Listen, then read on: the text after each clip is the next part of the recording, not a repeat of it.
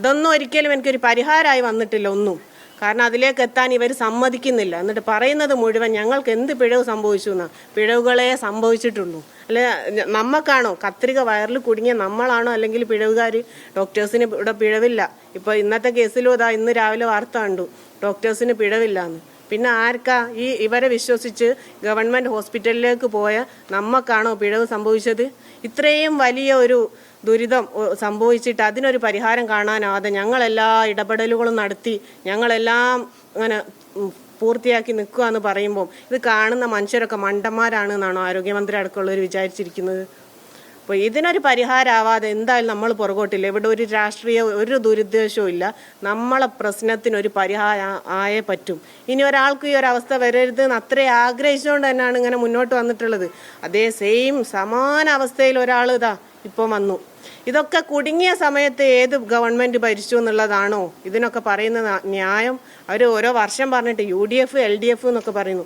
ഇത് സംഭവിച്ച സമയത്ത് അല്ലെങ്കിൽ ഇത് പുറത്ത് വന്ന സമയത്ത് ഇപ്പം ഭരണത്തിലിരിക്കുന്ന ഇതിന് ഉത്തരവാദിത്തപ്പെട്ടവർക്ക് എന്ത് ചെയ്യാൻ കഴിയും എന്നുള്ളതല്ലേ.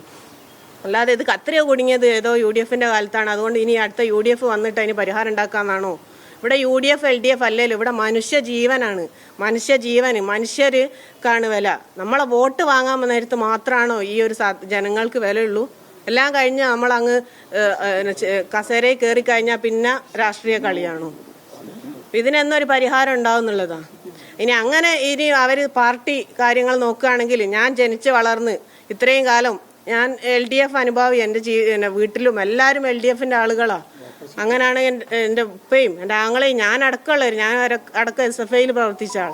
അങ്ങനെയുള്ള ഒരാളായിരുന്നെങ്കിൽ ഒരു LDFൻ്റെ പരിഗണന നൽകി അവർ ഇത് തീർത്തു തരണ്ടായിരുന്നു. എന്തുകൊണ്ടാണ് അവർക്ക് അത് പറ്റിയില്ല? അതൊന്നും അല്ല, ഇത് ഞങ്ങൾ ചെയ്യൂല എന്നുള്ള ഒരു അവഗണിക്കുക, മനഃപൂർവ്വം അവഗണിച്ചിട്ട് ഞങ്ങളെല്ലാം ചെയ്തു എന്ന് പറഞ്ഞിട്ട് ഇങ്ങനെ പുറത്ത് പൊടിയിടുമ്പോൾ ജനങ്ങളൊക്കെ വിശ്വസിച്ച് മണ്ടന്മാരായി നിന്നോളൂ എന്നുള്ള ഒരു അഹങ്കാരം. അത് തന്നെ. എന്തായാലും ഇതിനൊരു പരിഹാരം കാണാതെ ഞങ്ങൾ പുറകോട്ട് പോകില്ല. ഇതിന് മരണം കൊണ്ട് പരിഹാരമാണ്. അങ്ങനെ അത്രയും അവിടെ വരെ പോകാൻ തന്നെയാണ് തീരുമാനം. ഈ മൂന്നാമത് ഇനി ആരോഗ്യമന്ത്രിയെ ഞാൻ നേരിട്ട് എന്തിനു കാണണം?